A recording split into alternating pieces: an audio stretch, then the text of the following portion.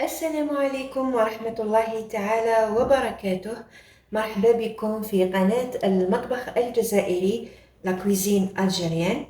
اليوم ان شاء الله وصفتنا لنهار تاع اليوم ان شاء الله هي طاخت بالليمون. لهذا الوصفة لازم لنا المقادير التالية. اذا عندي هنايا تقريبا زوج كيسان فرينة، عندي نص كاس سكر غلاس سكر ناعم، عندي مغرفة تاع لافاني، تقريبا ربع مغرفة تاع خميرة الحلوى. بالنسبة للزبدة ولا المارغرين عندي لهنا نص العلبة تاع المارغرين، يعني تكون عندكم تاع 250 ادو نصها تقريبا 125 غرام. فوالا، وحبة بيض، وما ننساوش دايما قرصة تاع ملح.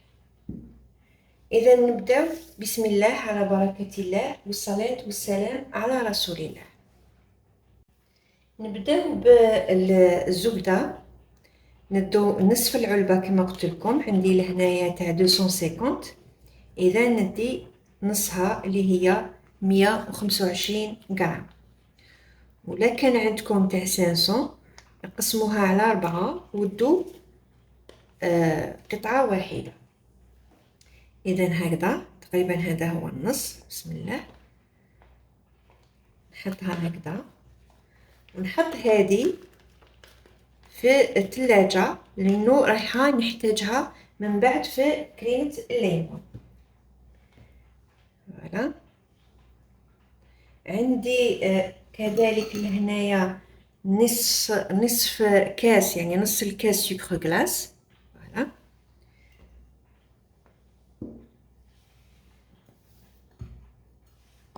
ندير هكذا قريصة تاع ملح،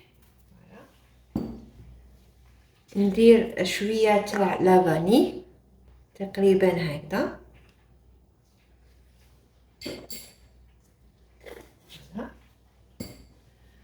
ونبدأ نخلط هكذا السكر غلاس مع الزبدة حتى نتحصل على شكل كريمي هكذا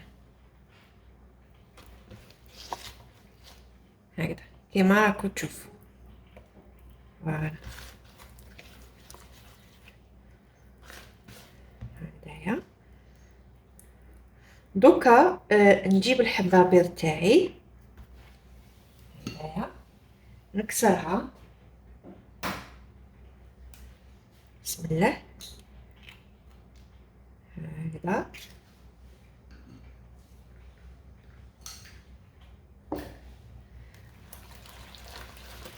ونخلطها مع الزبدة والسكر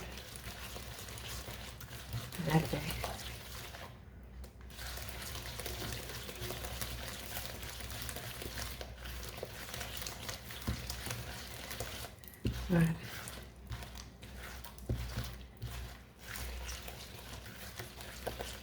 هكذايا.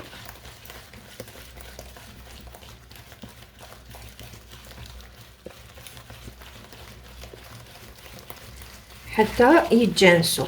فوالا، كيما راكم تشوفوا هاك.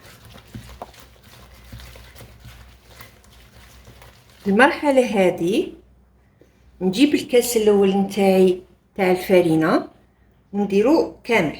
فوالا، هكذا. ونجيب ثاني مغرفة تاع لا ليفور، قلت لكم تقريبا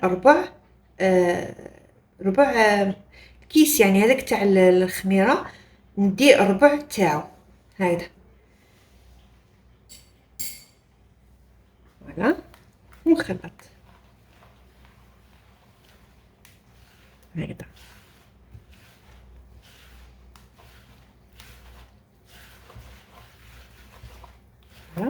نروح الكاس الثاني تاع الفرينة ونبدا ندير غير بشويه ونشوف. هكذا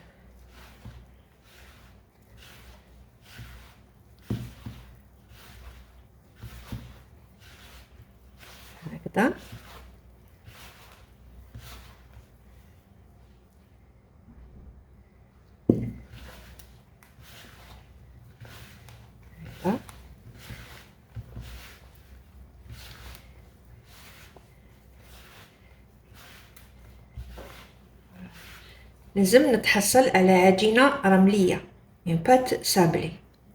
فوالا نزيد شقعد ليه بالكاس تاع الفرينة. ونبدا نلم في العجينة نتاعي.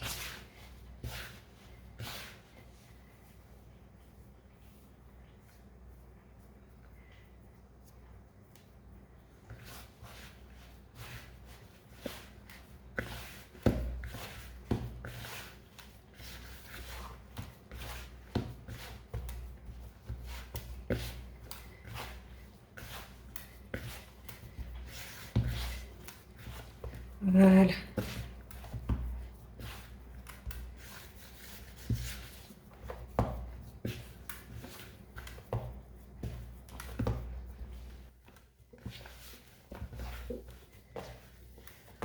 وهكذا نكون لميت العجينة تاعي.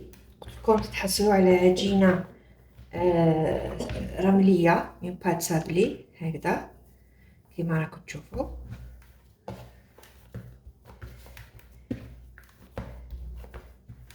فوالا نديروها في الثلاجة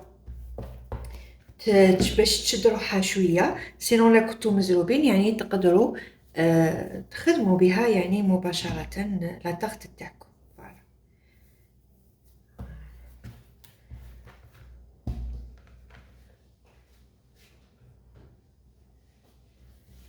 هكذايا.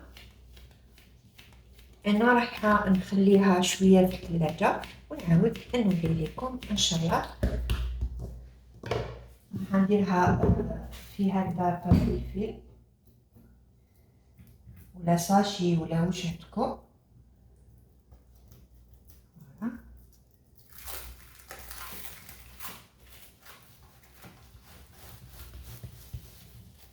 هكذايا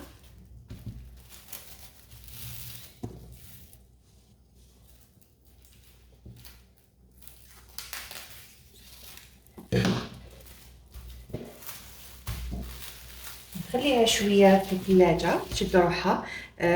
تقدروا ديروها ربع ساعه 20 دقيقه. سينو لا كنتو يعني مزروبين باش تخدموها يعني تقدروا تستعملوها عادي. بعد ما ريحت العجينه تاعي في الثلاجه رايحه نحلها معاكم هنايا. فوالا انا جبت لهنا بابي كويسون. نتوما ما كانش عندكم يعني تقدروا تستعملوا ساشي ولا برك باش تحلوا العجينه تاعكم ما تلصق كي تجوا ترفدوها ما تلصق لكمش في طاوله العمل، ما تلصق لكمش في فون دو طرافاي. فوالا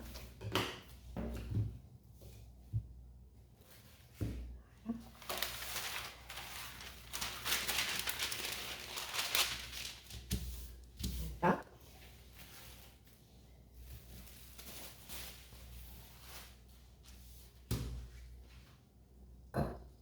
نجيب الحلال تاعي هكذا ونبدا نحل في العجينه. بسم الله هكذا.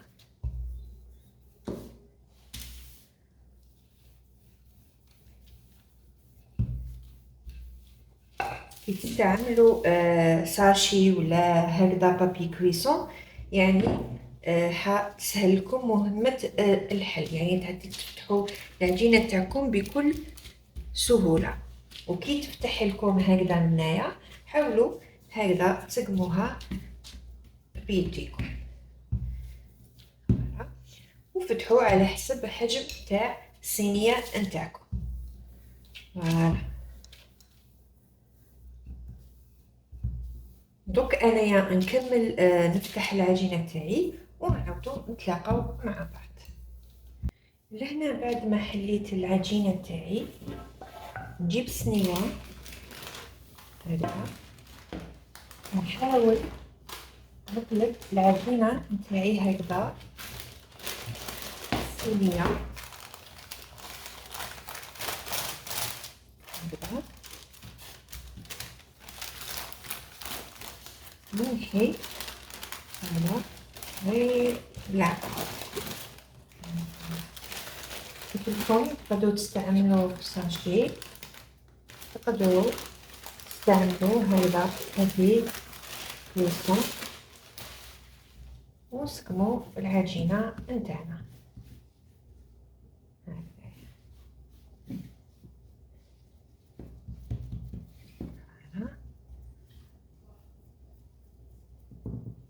هكذا، ونقطعوا هكذايا الزوائد.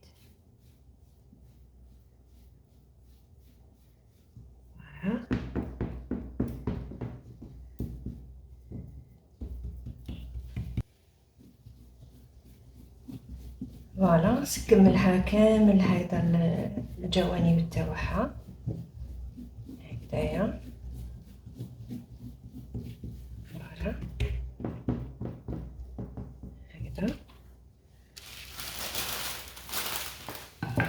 ندير هنايا فرشيطة هكذا، شوكة نحاول كامل نحاول نثقب هكذا باش لو فون تاعها كي يكون يطيب ما يطلعليش.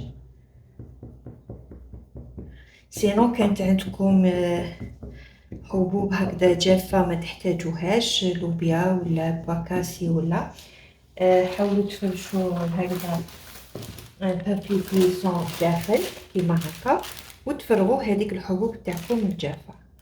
لما تفرغوها دخلوها طيب، تشوفوا هاد الاطراف تاعها بداو يتحمروا، نحيو هذيك الحبوب الجافة وعاودوا دخلوها طيب لكم تحمر لكم غير من الوسط.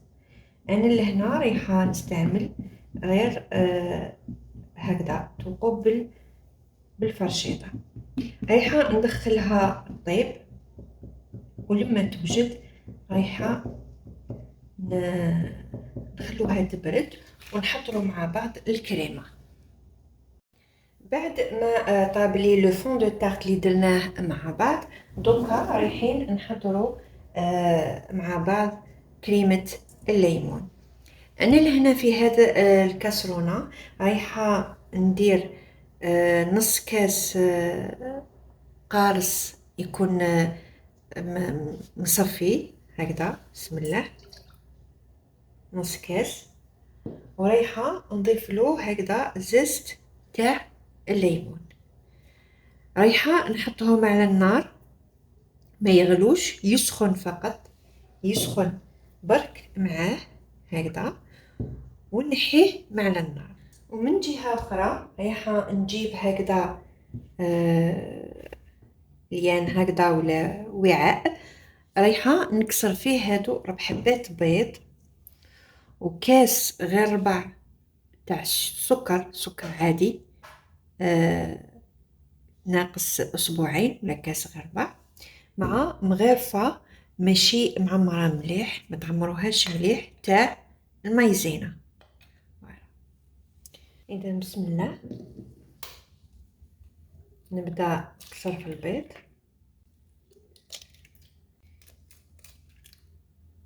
وما كوش رايحين تسبنوا كامل ريحة، تشموا ريحة البيض ولا تتبنوا البيض. فوالا رايحة ندير لهم كاس غير ربع كما قلت لكم سكر. علاه ما تشموش ريحة البيض وما تتبنوش؟ خاطرش لهنا راح يغلب عليه بنة الليمون. وقلت لكم نزيد تاني لهنا مغرفة ماشي معمرة مليح تاع المايزينا النيشان. اذا نبدا نخلطو بسم الله.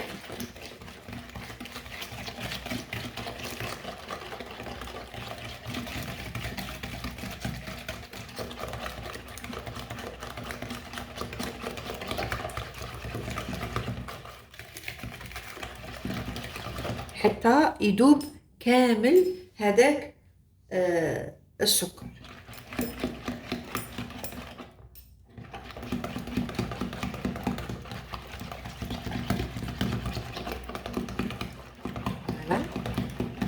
هكذايا. بعد ما ذاب لكم السكر نروحو نجيبو العصير تاع الليمون اللي درناه مع الزيت يسخنوا، ورايحه نصفيهم ونضيفهم لهنا. فوالا راني جبت العصير تاعي اللي درتو يدفى غير شويه مع الزيت تاع القارص، رايحه نصفيه قبل. بسم الله هكذا.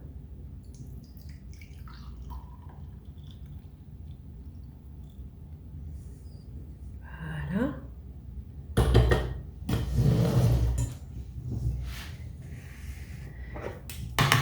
هكذايا نحاول نعصرو مليح هذا الزيت، لانه هو اللي راح يعطينا هذاك المذاق وليكستري، يعني البنين تاع الليمون. فوالا هكذا نحطهم بديه.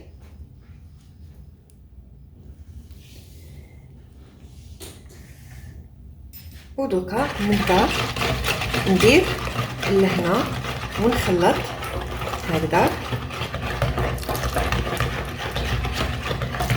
فوالا نورد كلش في الكسرونه نتاعي هكذا مره واحده، ونحطهم على النار.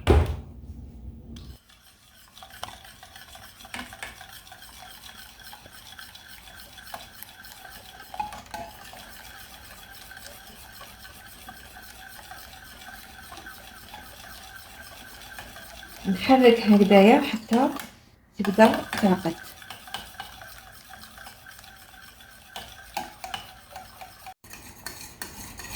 هكذا راهي بدات تعقد.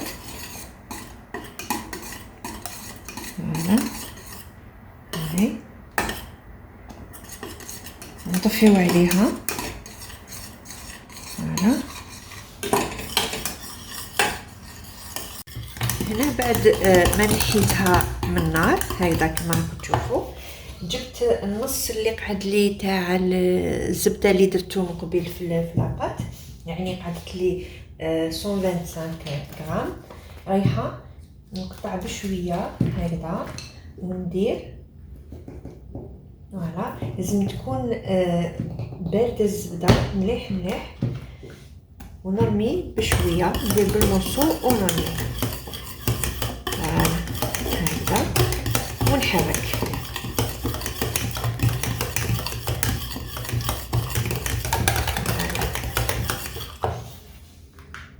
هكذا نقطع بالمصو كما راكم تشوفوا،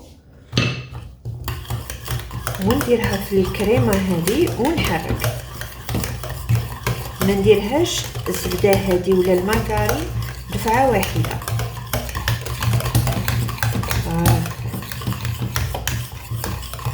هكذا حتى نكملها كامل.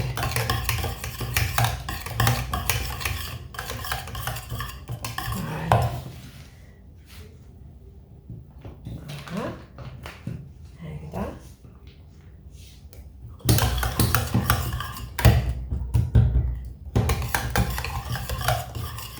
ودكا نكمل القطعه الاخرانيه تاع الزبده. فوالا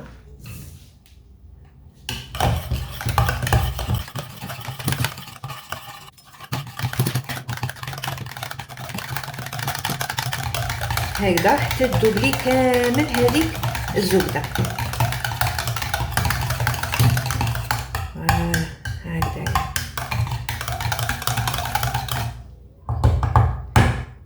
دوكا نجيب الفون دو تارت تاعي.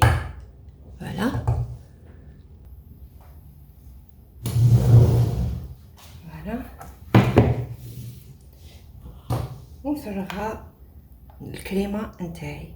شوفوا القوام نتاعها هكذا.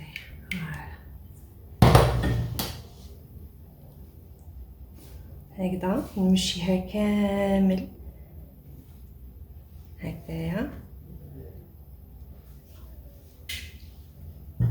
ونحطها تبرد، ومن بعد تشوفوها معايا في مزينة في صحن التقديم. راني لهنايا زينتها بلا كريم شانتيي. لكم الاختيار في التزيين، ودرت لها شويه زز تاع قارص.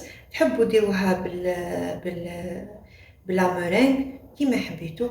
ان شاء الله تكون عجبتكم وصفه تاع اليوم، تبعتوا مراحل التحضير تاعها. والسلام عليكم ورحمه الله تعالى وبركاته.